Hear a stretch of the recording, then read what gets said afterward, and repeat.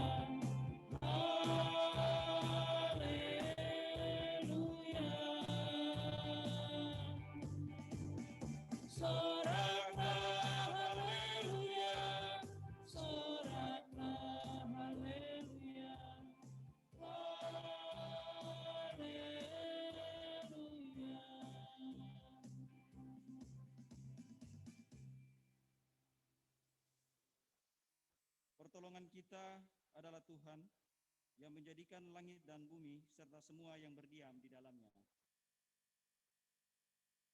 Kasih karunia dan damai sejahtera dari Allah, dari Tuhan Yesus menyertai saudara-saudara. Terima kasih, silakan duduk.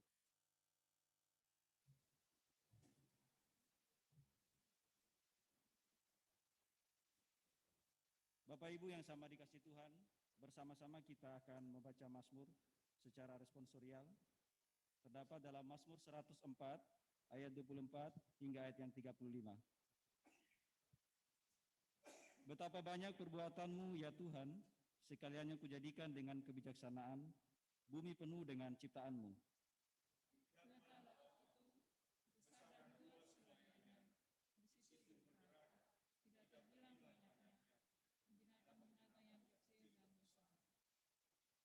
Di situ kapal-kapal berlayar dan lewiatan yang telah kau bentuk untuk bermain dengannya. Semuanya menantikan engkau, supaya diberikan makanan pada waktunya. Apabila engkau memberikannya, mereka memungutnya. Apabila engkau membuka tanganmu, mereka kenyang oleh kebaikan. Apabila engkau menyembunyikan wajahmu, mereka terkejut. Apabila engkau mengambil roh mereka, mereka mati binasa dan kembali menjadi debu. Apabila engkau mengirim rohmu, mereka tercipta dan engkau membaharui muka bumi. Iya, kemuliaan Tuhan tetap untuk selama-lamanya. Biarlah Tuhan bersuka-cita karena perbuatan-perbuatan. Dia yang memandang bumi sehingga bergentar, yang menyentuh gunung-gunung sehingga berasap. Aku hendak menyanyi bagi Tuhan selama aku hidup. Aku hendak bermazmur bagi Allahku selagi aku ada. Biarlah renunganku manis kedengaran kepadanya. Aku hendak bersukacita karena Tuhan. Biarlah habis orang-orang berdosa dari bumi, dan biarlah orang-orang dengan pujilah Tuhan, hai jiwaku. Haleluya. Untuk meresponi pembacaan Mazmur, mari bersama-sama kita memuji Tuhan dari lagu Sebab Kau Besar.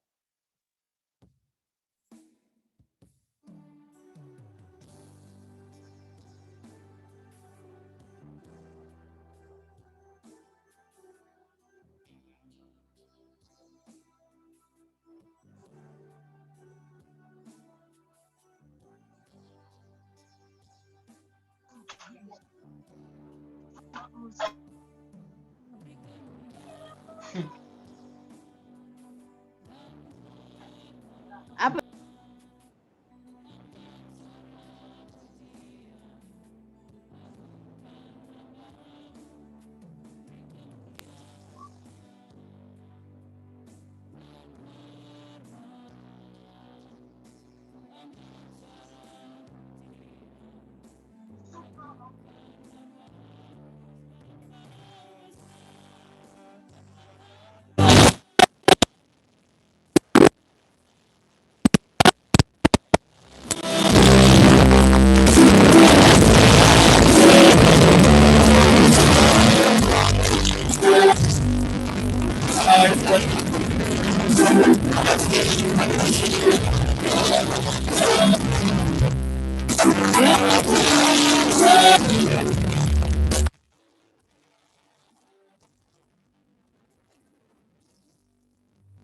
Dibacakan hukum kasih, saya undang jemaat kita bangkit berdiri.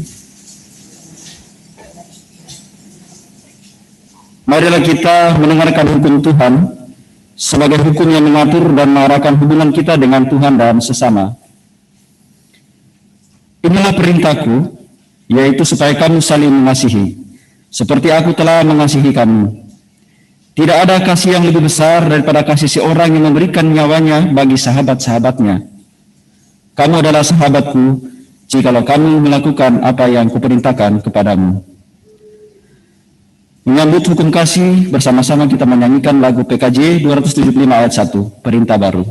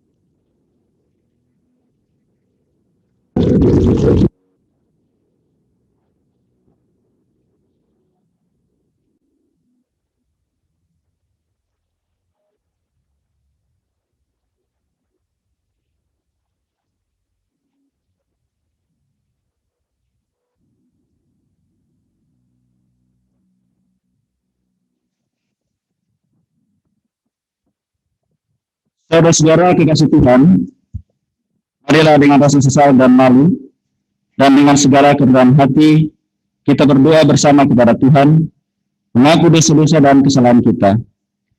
Firman Tuhan mengingatkan kita dalam 1 Yohanes 2 ayat 1 dan 2. Demikian.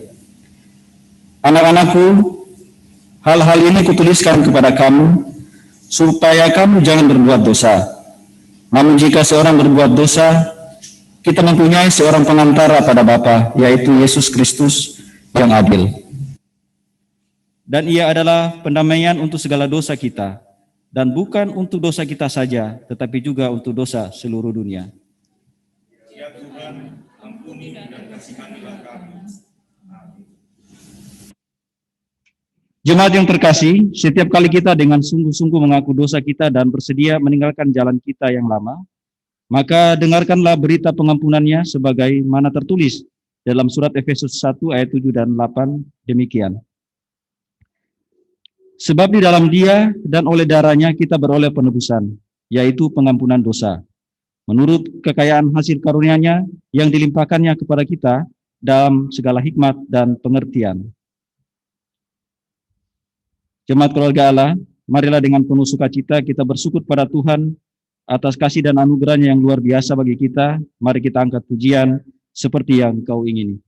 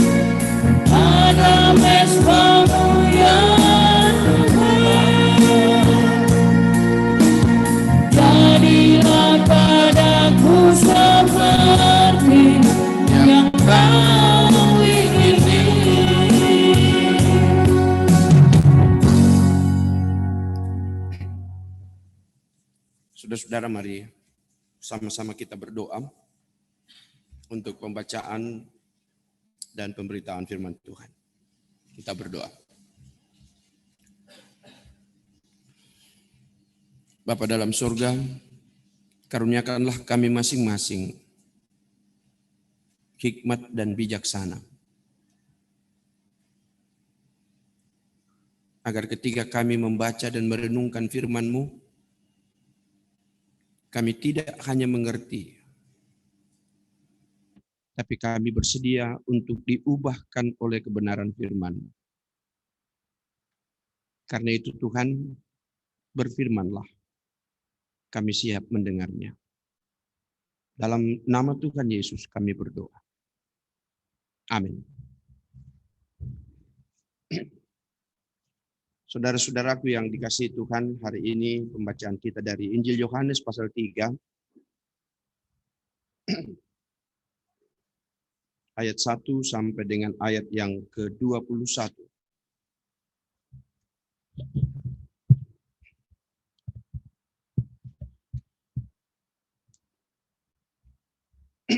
Yohanes pasal 3 ayat 1 sampai 21. Percakapan dengan Nikodemus. Supaya kita masing-masing bersama-sama menyimak pembacaan ini, mari kita baca secara berbalasan. Saya baca ayat ganjil, saudara-saudara baca ayat-ayat yang genap. Adalah seorang Farisi yang bernama Nikodemus, seorang pemimpin agama Yahudi.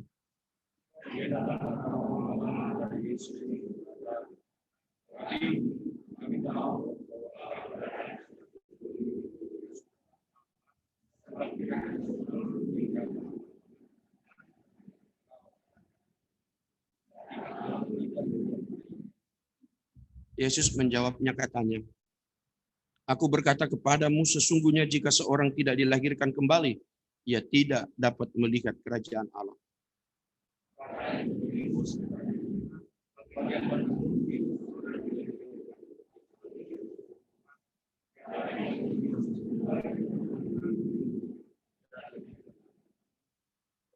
Jawab Yesus, "Aku berkata kepadamu, sesungguhnya jika seorang tidak dilahirkan dari air dan roh, ia tidak dapat masuk ke dalam kerajaan Allah."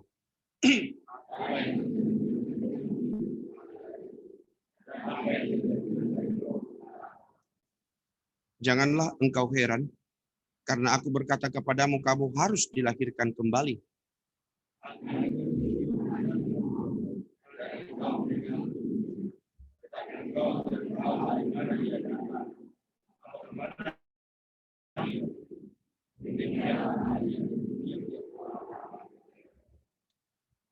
Nikodemus menjawab katanya, "Bagaimanakah mungkin hal itu terjadi?"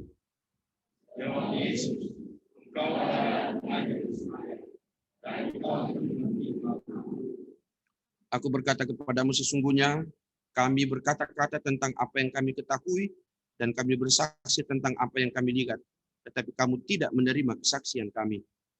Kamu tidak percaya bahwa aku berkata-kata dengan kamu. Bagaimana kamu percaya bahwa aku berkata dengan kamu? Tidak ada seorang pun yang telah naik ke sorga selain daripada Dia yang telah turun dari sorga, yaitu Anak Manusia.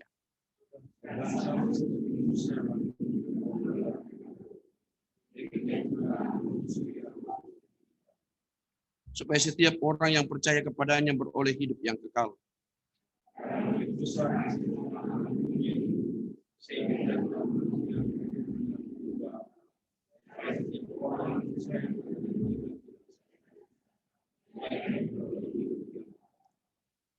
Sebab Allah mengutus anaknya ke dalam dunia bukan untuk menghakimi dunia, melainkan untuk menyelamatkannya oleh Dia.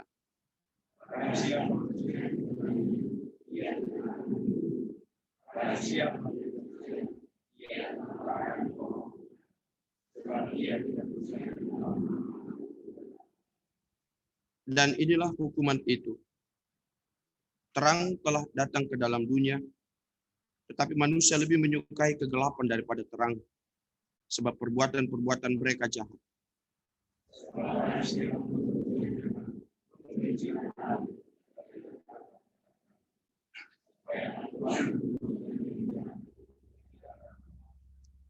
Tetapi barang siapa melakukan yang benar, ia datang kepada terang, supaya menjadi nyata bahwa perbuatan-perbuatannya dilakukan dalam Allah.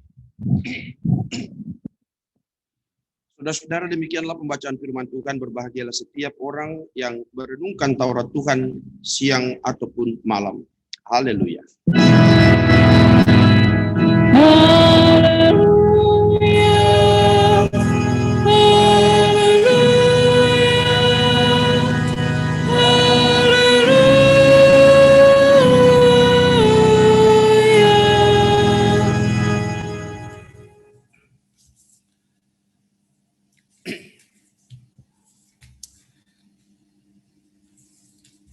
Shalom.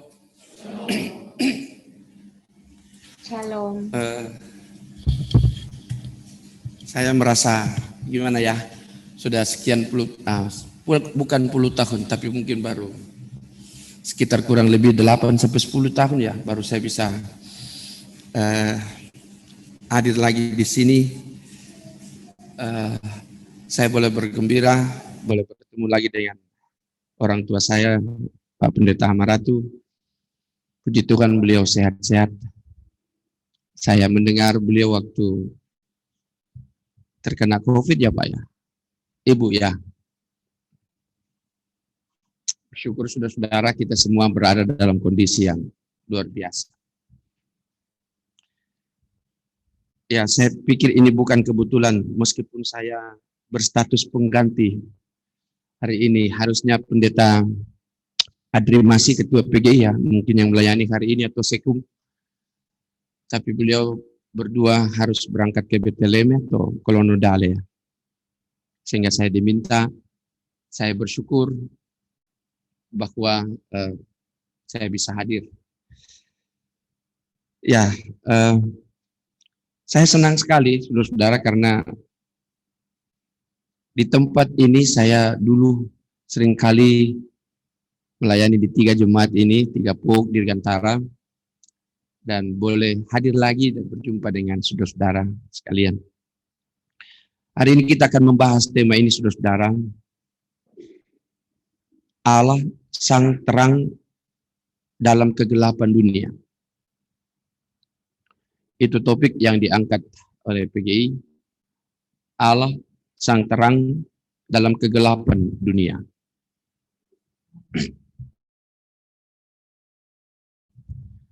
Saudara yang dikasihi Tuhan, dalam penggambaran Alkitab, saya pimpin kemarin talk show, ada satu pertanyaan yang bertanya pada saya begini, Pak Pendeta, kalau andai kata manusia tidak jatuh ke dalam dosa, apakah dunia ini tetap terang benderang?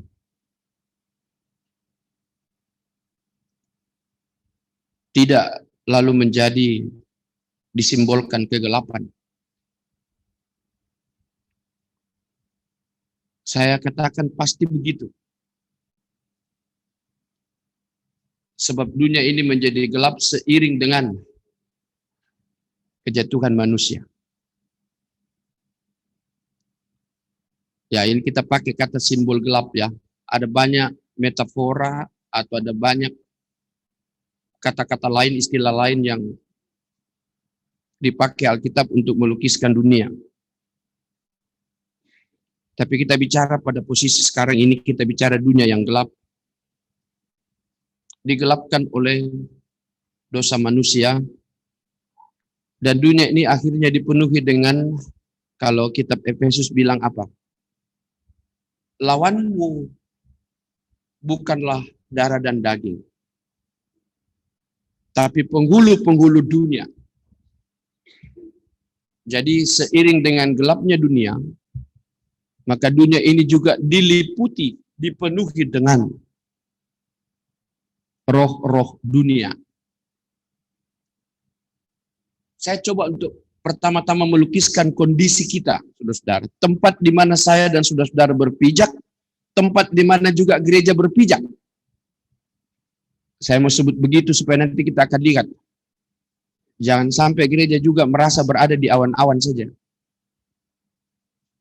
Ini realitas.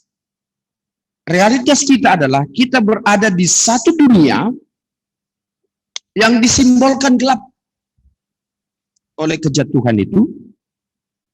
Dan dunia ini kita bukan hanya berlawanan, kata firman Tuhan bukan darah daging, tapi kita melawan roh-roh penghulu dunia. Karena itu saudara-saudara harap disadari bahwa kondisinya begitu. Dan apakah lalu kemudian kita akan menjawab ini dengan kekuatan kita? Saudara-saudaraku yang dikasihi Tuhan. Percakapan dengan Nikodemus ini menjadi menarik. Yohanes pasal 3 yang kita baca. Sebelumnya saudara-saudara, sedikit menyangkut tentang Yohanes. Surat Yohanes maksud saya. Memang ini banyak-banyak dan hanya di Injil Yohanes kita menemukan hal-hal itu lebih tajam. Mengapa? Karena Yohanes berhadapan dengan maraknya filsafat Yunani yang tidak mengakui kalau dunia ini diciptakan oleh Allah. Karena itu Yohanes juga masuk dengan istilah logos dan akhirnya dan seterusnya. Jadi seolah-olah orang Yunani mengatakan begini, dunia ini diciptakan oleh dewa. Jadi mereka mengembangkan sebuah filsafat dengan berbagai macam dan mereka menolak kalau dunia ini diciptakan oleh Allah, sehingga mereka setuju bahwa dunia ini adalah diciptakan oleh dewa-dewa yang mereka sembah. Karena itu saudara-saudara, mengapa lalu di kitab ini kita begitu banyak menemukan Yohanes menyebut tentang terang dunia, garam dunia. Jadi semua ini mau melawan filsafat Yunani yang modelnya begitu. Nah, percakapan dengan Nikodemus secara singkat. Ada pertanyaan menarik dari Nikodemus. Bagaimana mungkin orang dilahirkan kembali kalau dia sudah tua?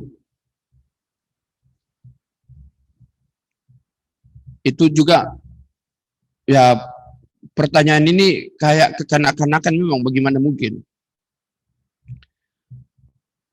Tetapi lalu Yesus memberi keterangan. Ini bukan berarti bahwa secara fisik orang dimasukkan lagi ke rahim lalu dilahirkan kembali, bukan. Tetapi yang Yesus memaksudkan di sini adalah semua orang harus dilahirkan kembali karena semuanya telah jatuh ke dalam dosa dan harus ada kelahiran kembali. Semuanya telah berdosa. Supaya clear tentang soal ini juga saudara-saudara. Banyak orang keberatan dengan dosanya Adam yang lalu diturun alihkan kepada semua manusia. Orang keberatan dengan apa? Satu orang berdosa semua kena. Saya mau clearing dengan soal ini ya. Adam itu bukan nama diri. Adam itu mewakili seluruh manusia. Jadi kalau saya sebut Adam, bukan person Adam, tetapi Adam yang berdiri mewakili manusia. Sehingga ketika Adam jatuh, maka semua manusia ikut jatuh. Begitu maksudnya. Jadi saudara-saudara, karena kejatuhan ini, manusia perlu, kalau pakai istilah lain, diciptakan baru. Dilahirkan kembali. Supaya mereka, nah ini yang banyak-banyak lagi pemahaman muncul. Katanya dosa kita ini dari ujung kaki sampai ujung rambut, makanya orang mengembangkan lagi cara-cara berpikir yang aneh-aneh. Bahwa supaya bersih dosamu, ya harus diselam. Karena dosa itu sudah sampai di rambut, karena itu dicelup katanya. Supaya air itu menyucikan dosamu dari ujung rambut sampai ujung kakimu. Ini bukan itu. Bukan air yang bisa membasuh dosamu, enggak. Tapi saudara-saudara, yang bisa membasuh dosa kita itu adalah Kristus. Yang oleh bacaan ini mau disebut bahwa dia adalah terang itu. Jadi bukan dilahirkan, dimasukkan, tapi ketika orang berada di dalam Kristus dan menerima Kristus sebagai penyelamatnya, maka mereka dilahirkan kembali. Faktanya ialah, pembacaan kita bilang begini. Ini menariknya saudara-saudara karena ditulis begini.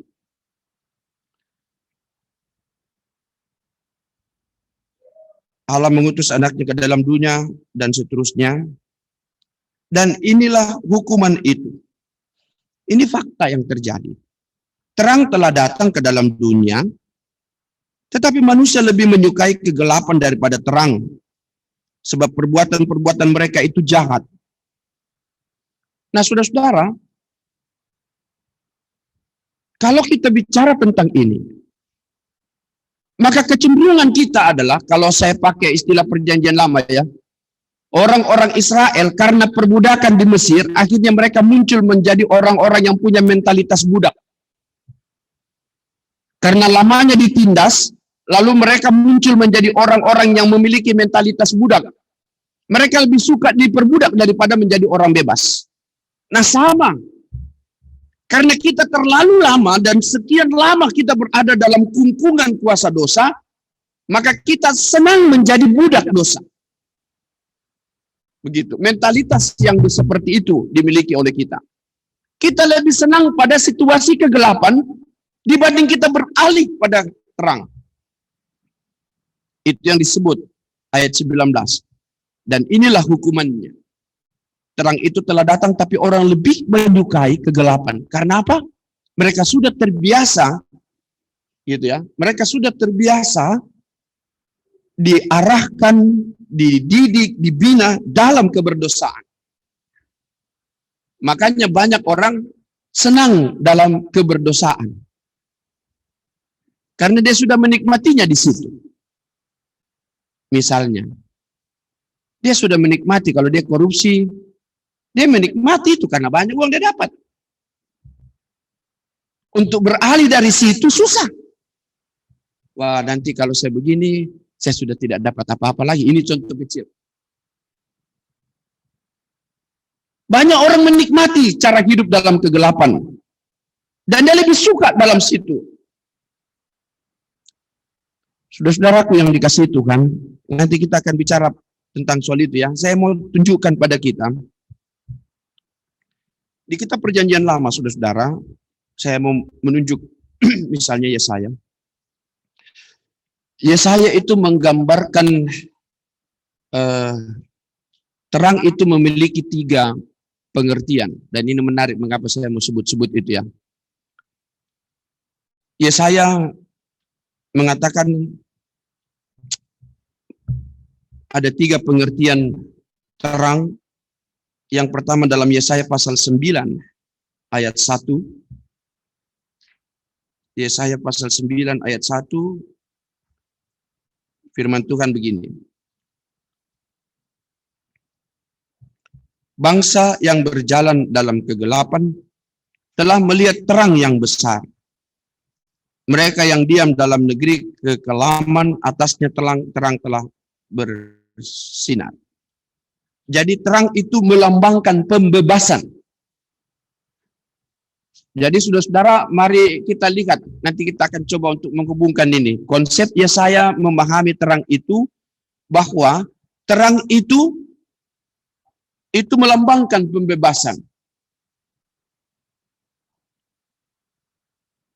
Jadi saudara-saudara, Yesus yang adalah terang itu dinubuatkan oleh Yesaya. bahwa ketika terang itu datang, maka dia akan membebaskan kamu dari dosa. Itu ya. Kita coba lihat bersama. Yang kedua, konsep terang dalam kitab Yesaya itu di Yesaya pasal 59.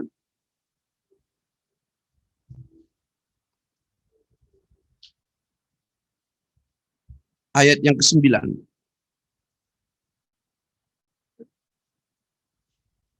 Sebab itu keadilan tetap jauh daripada kami, dan kebenaran tidak sampai kepada kami. Kami menanti-nantikan terang, tetapi hanya kegelapan belaka.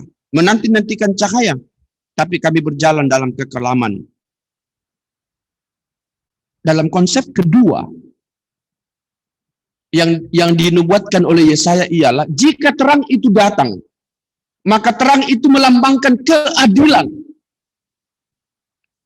Sebab itu keadilan tetap jauh, dan ini ya, dia melambangkan keadilan itu. Bahwa jika terang itu datang, maka keadilan akan terjadi kepada kita. Konsep ketiga dari terang menurut Yesaya, Yesaya 60 ayat 1 dan 2. Bangkitlah menjadi teranglah, sebab terangmu datang dan kemuliaan Tuhan terbit atasmu.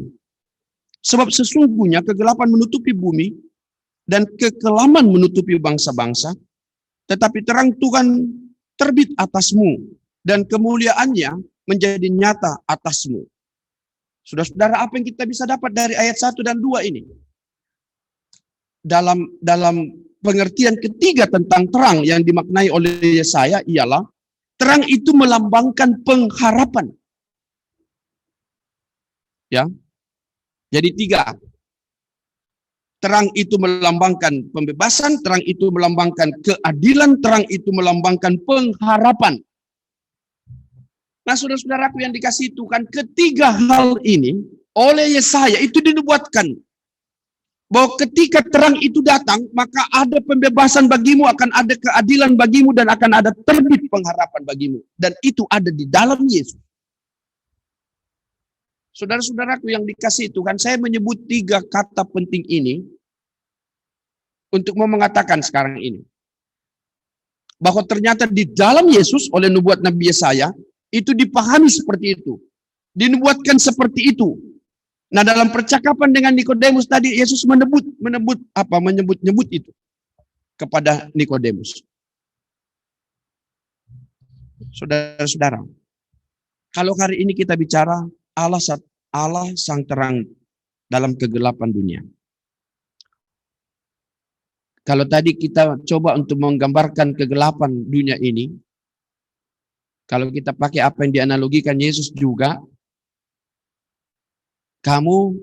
saya utus ke tengah-tengah serigala.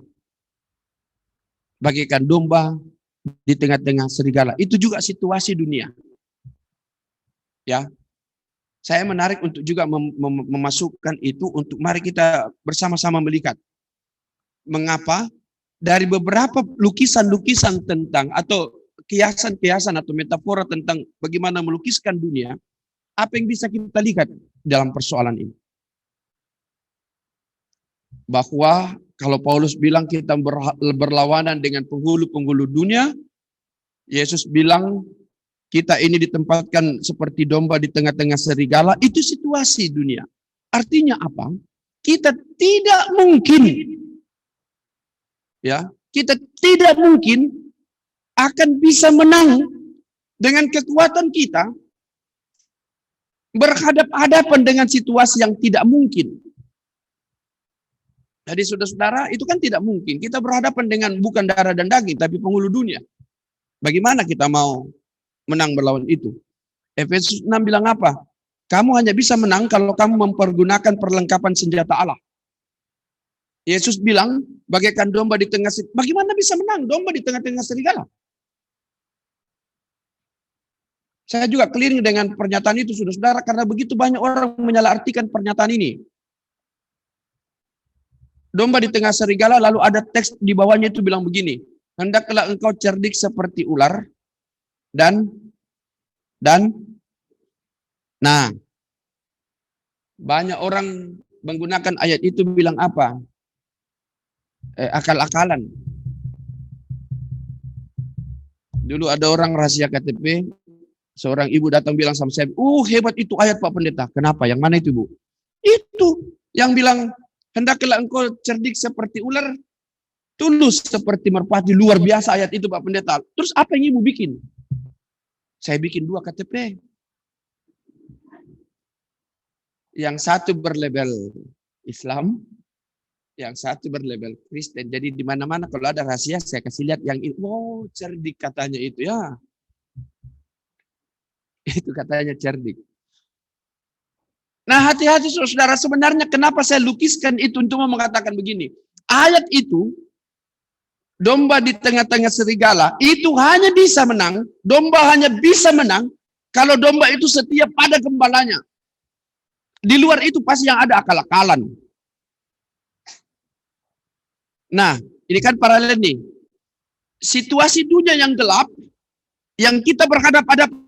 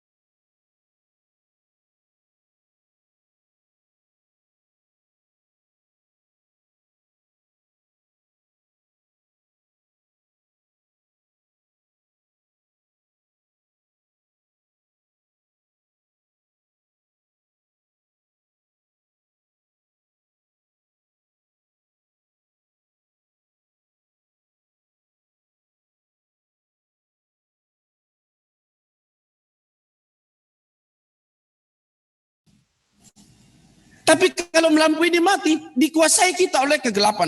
Artinya apa? Ada balonnya, tapi tidak ada cahayanya. Ada, kita bilang kita beriman, tetapi kita tidak menyala. Ingat perempuan bijaksana yang memiliki 10 perempuan bijak dan 10 perempuan bodoh. Ya ya. Kenapa bodoh? Ya. Ya. Ada yang bodoh, ada yang pintar, bijaksana. Yang bodoh itu karena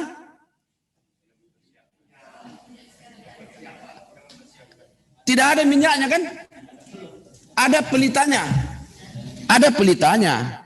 Tidak ada minyaknya. Jangan-jangan kita begitu. Ada pelitanya, tapi tidak menyala, Ji. Tidak berfungsi. Terus apa itu minyak? Pernah dekati teks itu untuk bertanya, kalau begitu apa itu minyak? Apa saudara-saudara bilang minyak tanah? Bagaimana? Apa itu minyak? Ada pelita, tapi tidak ada ada alatnya tapi tidak ada minyaknya.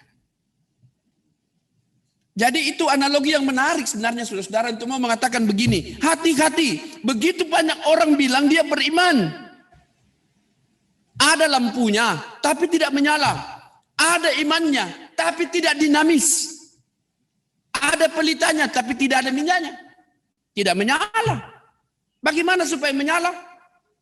Ini kan pertanyaan menarik untuk dijawab oleh kita. Jadi saudara-saudara, saya pakai bahasa sederhana saja.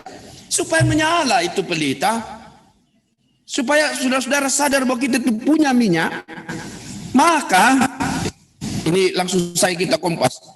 Jadi minyak itu adalah kita boleh mewujudkan iman itu.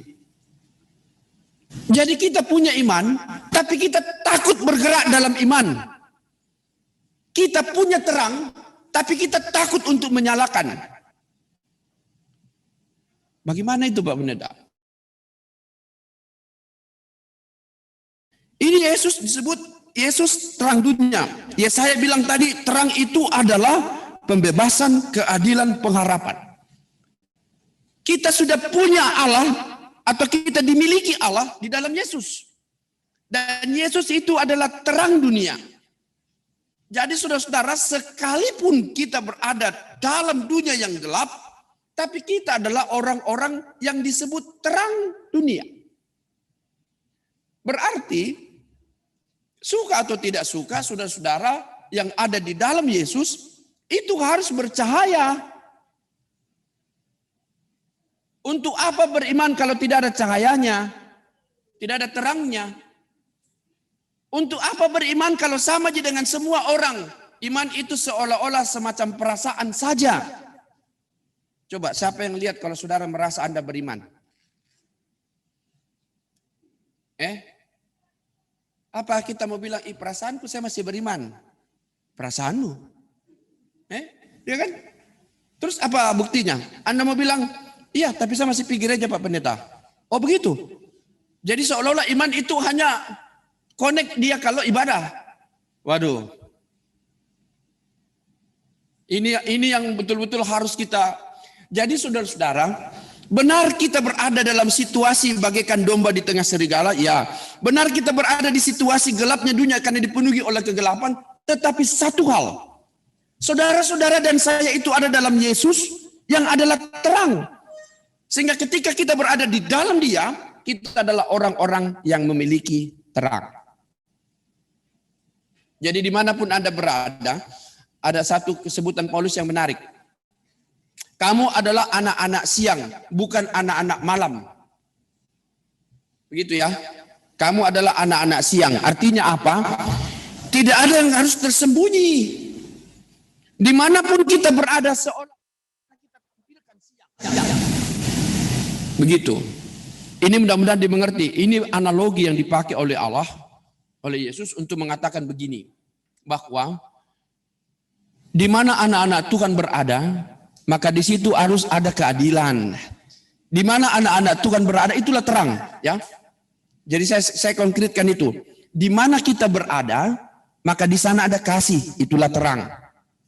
Kalau saudara-saudara tidak mengasihi, maka ada pelitamu tapi tidak menyala. Hanya bisa menyala kalau saudara berani mengasihi, berani mengampuni. Dalam kondisi pandemi sekarang ini, saudara-saudara, orang semakin takut untuk mengasihi. Karena merasa, diriku saja saya tidak bisa tolong, apalagi tolong orang. Padahal kita lupa. Semakin saudara mengasihi, maka semakin teranglah dunia ini. Dan semakin, ini kan konsep Alkitab jelas. Lebih baik memberi, tapi yang faktanya,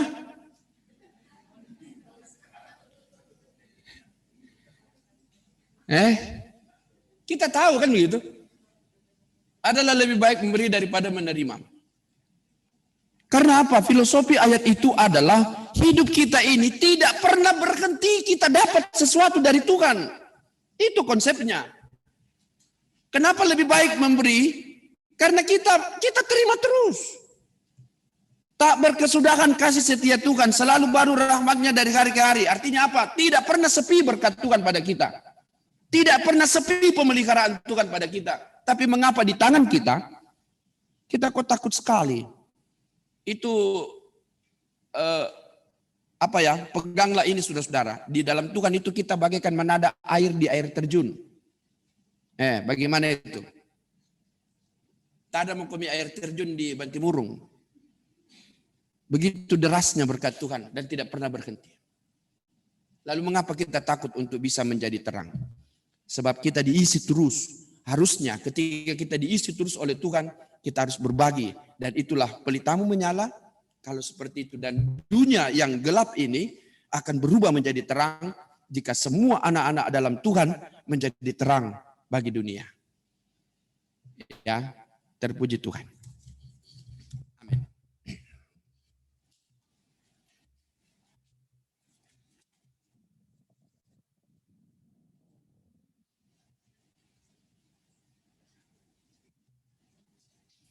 Saudara-saudara, merespon firman Tuhan, mari menyanyi bersama. Kita minta Tuhan selidiki kita, jangan sampai kita memang tidak pernah memiliki terang atau tidak pernah membagikan terang. Selidiki aku.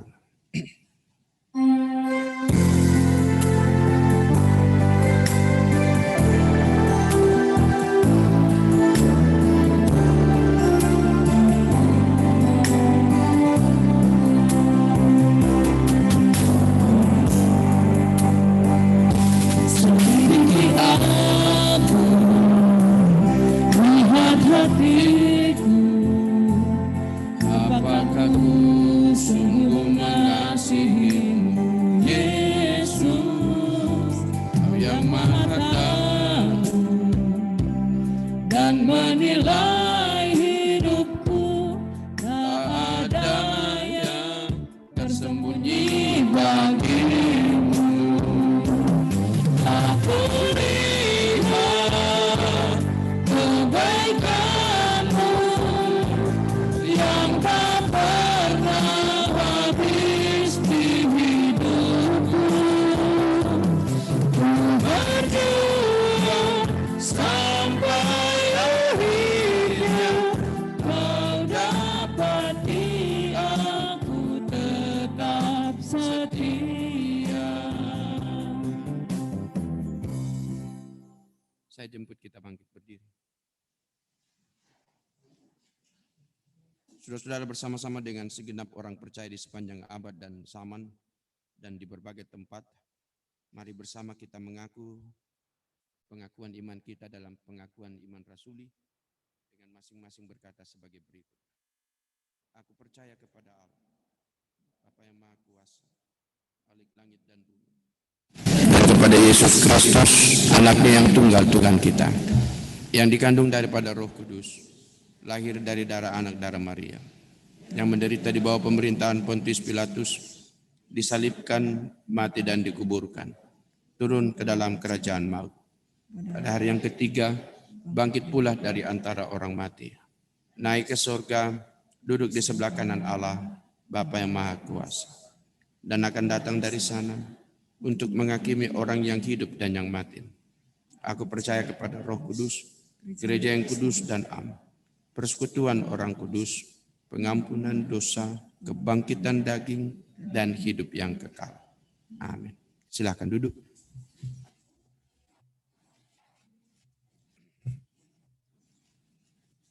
Saudara, kita akan masuk dalam doa syafaat. Dalam doa syafaat ini kita berdoa beberapa pokok-pokok doa yang kita akan dukung bersama. Kita doakan Pak Pendeta Hamaratu supaya dalam kondisi yang kurang sehat boleh dipulihkan Tuhan.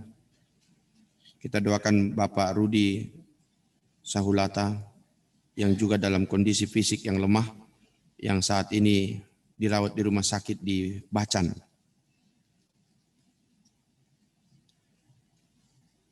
Juga kita berdoa untuk saudara kita yang berulang tahun. Selamat ulang tahun bagi Bapak Yonatan. Bapak Yonatan ada di sini? Oh, sore. Iya, beliau berulang tahun hari ini. Kita berdoa juga untuk Pangkops Angkatan Udara 2 dan jajarannya, dan Pangkosek Hanudnas 2 juga dengan jajarannya. Masih ada lagi yang Bapak Ibu mau kita doakan bersama? Sudah ya? Saudara-saudara, mari berdoa. Ya Tuhan, dari kebenaran firman-Mu yang kami baca dan kami renungkan, dan yang selalu ada dalam hidup kami. Kami menjadi sangat yakin bahwa sekalipun Tuhan utus kami di tengah-tengah dunia yang gelap, lawan kami adalah penghulu dunia, bagaikan kami berada di tengah-tengah, bagaikan seekor domba di tengah-tengah serigala. Tapi kami sungguh percaya kami tidak akan ditelan oleh dunia ini, sebab Allah di dalam Yesus telah mengalahkan dunia ini dan seluruh kuasa-kuasa kegelapan yang menguasai dunia ini telah ditaklukkan di dalam dan melalui Yesus Kristus. Sehingga melalui Engkau dunia ini memiliki terang. Ya Tuhan, ketika kami semua menyadari bahwa diri kami adalah terang-Mu, hanya ketika kami berada di dalam Tuhan kami adalah terang bagi dunia. Karena itu tolonglah supaya semua kami menyadari hal ini, sehingga dimanapun kami berada, di dunia kerja, di dalam seluruh aktivitas keseharian kami, di tempat di mana kami ada, maka biarlah terang itu terus menyala. Sebab di dalam Kristus tidak ada lawan kami. Kuasa-kuasa dunia pun juga tidak dapat mengalahkan kami. Ya Tuhan, kami juga berdoa supaya pergumulan persoalan pribadi kami yang kami sering sebut terlalu berat, juga pastilah akan ikut kalah dan kami dapat mengalahkannya ketika kami berada benar-benar di dalam Tuhan. Karena kami memiliki pengharapan di dalam Kristus dan kami percaya kami diberi kekuatan untuk mengalahkan setiap pergumulan-pergumulan kami, kondisi-kondisi hidup kami. Kami percaya Tuhan hadirkan jemaat-Mu di sini, Pok Riorita, supaya melalui jemaat-Mu di sini juga semua anak-anak-Mu di sini tidak hanya menyadari bahwa mereka adalah satu persekutuan yang hidup, tapi mereka boleh menyebut diri mereka sebagai persekutuan yang hidup hanya apabila persekutuan ini dapat menghidupkan banyak orang. Dan Tuhan mengajar kami semua, mengajar jemaat-Mu di sini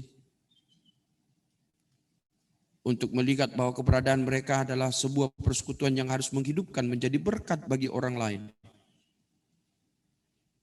Karena itu Tuhan, berkatilah jemaat-Mu di sini, berkati hamba-Mu Pendeta Onesimus, sama-sama dengan penatua dan diaken, untuk boleh mengembangkan pelayanan di sini, membawa jemaat-Mu pada pertumbuhan iman yang baik. Bapa dalam surga, peliharakan kami semua dalam berbagai-bagai perjuangan-perjuangan hidup kami. Kami sungguh percaya, baik pribadi kami, rumah tangga dan keluarga kami sungguh percaya kami aman dalam Tuhan. Sekalipun kami masih bergumul dengan pandemi COVID-19 ini, tapi kami sungguh percaya, tidak ada sesuatu yang dapat kami takutkan karena kami berada di dalam terang. Kalaupun COVID ini disebut juga sebagai bagian dari kegelapan, tapi kami percaya sebagai anak-anak terang-Mu, kami dapat melihat COVID ini dalam terang yang benar. Karena itu Tuhan, luputkan kami dan izinkan kami terus untuk tetap berkarya, melayani, mengasihi, memberi perhatian kepada setiap sesama kami. Bersyukur juga karena Tuhan beri kami kekuatan kesehatan sampai hari ini. Tapi kami sadar ada begitu banyak saudara-saudara kami yang sakit. Karena itu bersama kami berdoa, sembuhkanlah mereka. kami menyebut nama hamba-Mu Pendeta Hamaratu, kami menyebut nama Bapak Rudi Sahulata, bahkan mungkin yang tidak sempat kami sebut, yang dalam proses pemulihan pengobatan, kami minta di dalam nama Tuhan Yesus, sembuhkanlah, pulihkanlah anak-anak-Mu ini ya Tuhan. Kami juga bersyukur dengan Bapak Yonatan yang hari ini boleh merayakan hari ulang tahunnya. Tuhan pertambah-tambahkan sukacita dan kebahagiaan bagi kehidupan kekasih kami Pak Yonatan. Tuhan kami berdoa untuk Pangkops AU2 dan juga Pangkosek Hanut Nas 2 dan seluruh jajarannya. Kiranya Tuhan tetap memberi mereka kesehatan, kekuatan, hikmat, supaya mereka boleh menjalankan tugas masing-masing dengan baik. Dan kami percaya Tuhan, Engkau juga selalu mempersiapkan semua aparat negara ini, aparat keamanan ini, untuk memberikan situasi aman dan nyaman bagi kehidupan bersama kami di Indonesia. Bapa di sorga, kami serahkan seluruh hidup kami 1 pekan mendatang. Tuhan pelihara kami, berikan kami rezeki yang cukup. Jauhkan kami dari berbagai susah dan mara bahaya. Luputkan kami dari wabah COVID ini. Dan izinkan kami mengasihi dan menjadi berkat bagi banyak orang. Ampunilah kami Tuhan dan dengarkan syafaat kami. Kami datang dalam nama Tuhan Yesus yang sudah mengajar kami berdoa bersama. Bapa kami dalam surga, kuduskanlah nama-Mu, datanglah kerajaan-Mu, jadilah kehendak-Mu di bumi seperti di surga. Berikanlah kami pada hari ini makanan kami yang secukupnya. Dan ampunilah kami akan kesalahan kami, seperti kami juga sudah mengampuni orang bersalah pada kami. Dan jangan bawa kami ke dalam pencobaan, tapi lepaskanlah kami daripada yang jahat. Karena Engkau yang punya kerajaan, kuasa, dan kemuliaan sampai selama-lamanya. Kita memberikan persembahan kita.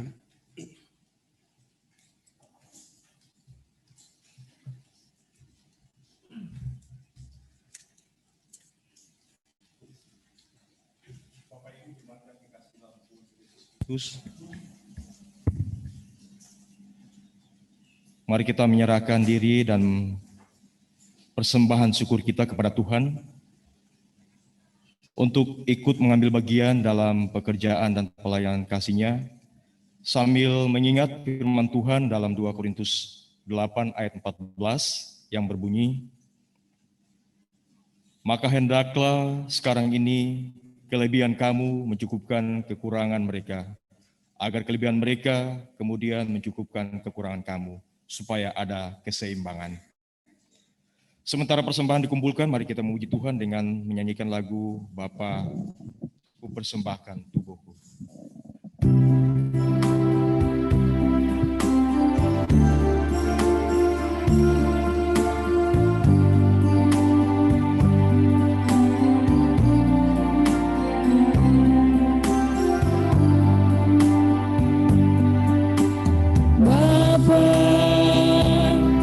Persembahkan tubuhku sebagai persembahan yang hidup.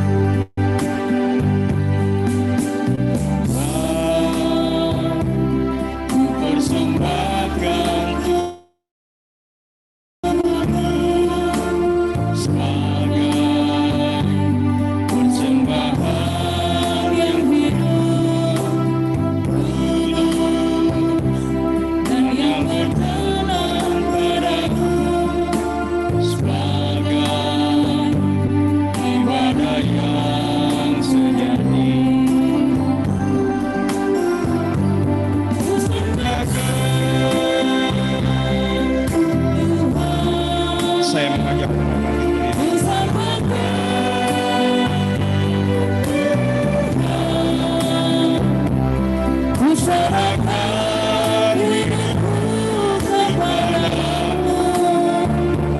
untuk kemuliaan nama-Mu. Mari kita berdoa. Ya Tuhan, kami bersyukur kepadamu oleh karena Roh Kudus-Mu membuka hati kami, sehingga dengan rela dan penuh sukacita kami menyerahkan dan memberikan persembahan syukur kami. Kami mengakui bahwa apa yang kami persembahkan ini semuanya berasal daripada Tuhan. Kami mohon kiranya Tuhan memberkati agar persembahan ini dapat digunakan untuk pekerjaan dan kerjaan-Mu, dan dapat dikelola dengan jujur dan adil menurut kehendak-Mu. Dan berkatilah hidup kami semua yang telah memberi persembahan ini. Terpujilah Kristus selama-lamanya. Dalam nama Tuhan Yesus, kami serahkan persembahan ini. Amin. Jemaat dipersilakan duduk kembali.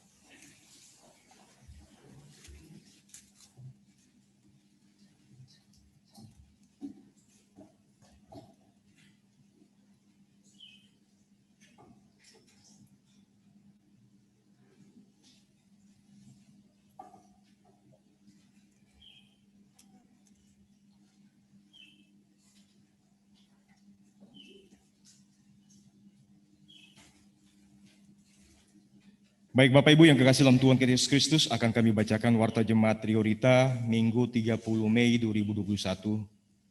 Ucapan selamat. Dengan penuh sukacita, Majelis Gereja POK Jemaat Triorita mengucapkan selamat datang bagi jemaat yang baru pertama kali beribadah di tempat ini, dan selamat beribadah bagi seluruh jemaat. Majelis Gereja menyambut dengan kasih dan pelayanan. Apabila memerlukan pelayanan rohani, dapat menghubungi anggota Majelis Gereja setelah ibadah pada saat ini. Selamat ulang tahun, kelahiran, perkawinan kepada Bapak, Ibu, Saudara-saudari sekalian terhitung dari tanggal 24 Mei sampai dengan tanggal 30 Mei 2021. Pesan firman Tuhan dalam Efesus 4 ayat 2. Hendaklah kamu rendah hati, lemah lembut dan sabar. Tunjukkanlah kasih-Mu dalam hal saling membantu. Kiranya Tuhan senantiasa menyempurnakan sukacita Bapak, Ibu, Saudara-saudari sekalian. Pemberitahuan yang pertama, ibadah Minggu tanggal 6 Juni 2021 menggunakan liturgi model 5 dengan lagu pujian Kidung Jemaat. Ibadah dilaksanakan di Gereja POK Jemaat Triorita dibagi menjadi 2 kelompok. Ibadah pagi pada pukul 9.00 untuk kelompok 1 dan sore pada pukul 17.00 untuk kelompok 2. Dan yang tidak bisa mengikuti ibadah di gereja bisa mengikuti lewat Zoom meeting pada pukul 09.00 WITA. Yang kedua, disampaikan kepada jemaat bahwa jika Tuhan berkenan dan tidak ada keberatan yang sah, akan dilaksanakan pemberkatan nikah antara Immanuel, Marcelino, Suwahyo, Filemon dengan Elizabeth Saul pada hari Selasa 1 Juni 2021. Dan jika kedua calon mempelai hadir dalam ibadah ini, dimohon untuk berdiri. Terima kasih.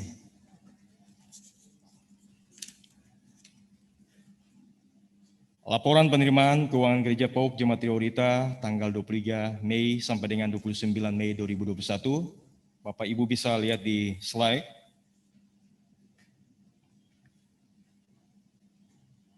Jumlah Rp6.274.000.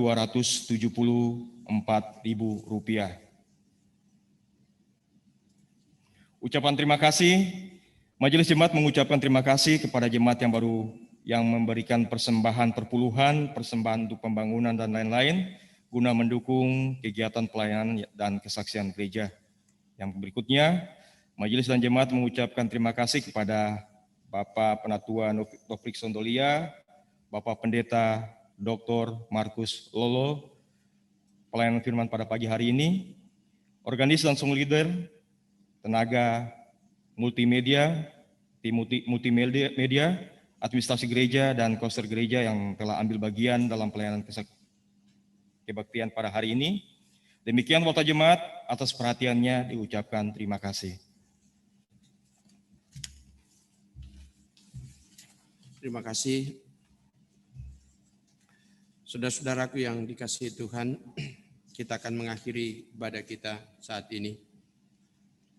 Pergilah, jadilah saksi dan bahwa Yesus Kristus adalah terang dunia, dan ketahuilah Kristus akan menyertaimu sampai akhir zaman. Karena itu mari berdiri, kita angkat pujian Kidung Jemaat 426 ayat 1 dan 4, kita harus membawa berita.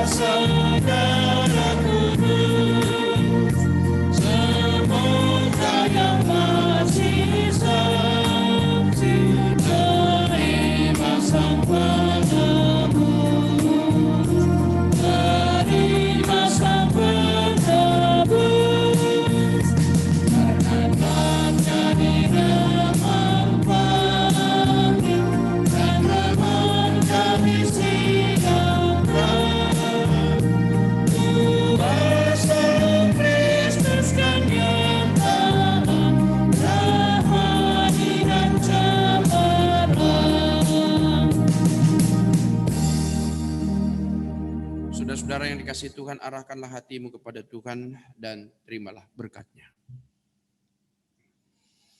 Tuhan memberkati engkau dan melindungi engkau. Tuhan menyinari engkau dengan wajah-Nya dan memberi engkau kasih karunia. Tuhan menghadapkan wajah-Nya kepadamu dan memberi kamu damai sejahtera. Amin.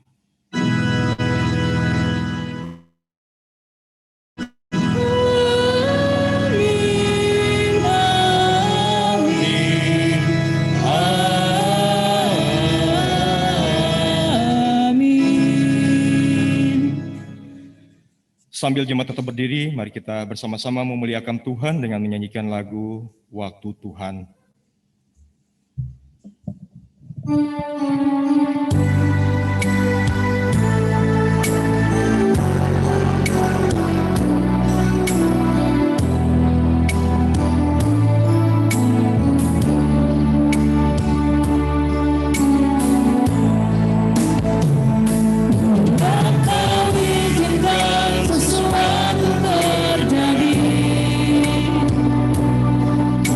Percaya sama untuk kebaikan